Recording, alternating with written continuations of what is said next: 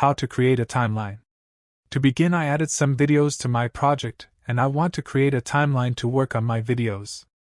Click on this new button at the bottom of Project panel and select Sequence. In New Sequence window, you can select one of the predefined format or presets and change its properties to your liking and then click OK. But for now, just click OK. Now drag one of your videos into your sequence in timeline. And in the pop-up, click on Change Sequence Settings.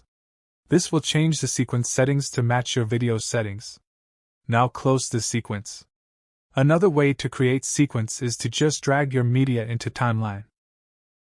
But let's say a sequence is already open in timeline and you want to create another sequence. To do that, just drag your video into the New button at the bottom of the project panel. You can see all the open sequences at the top of timeline and click on them to see their contents. You can also double-click on a sequence in project panel to open it in timeline. To delete a sequence, just select it in project panel and click on Delete button at the bottom. Another way to create a sequence is to right-click on a media and select New Sequence from Clip. Anyway guys, thanks for watching and I hope you found this useful.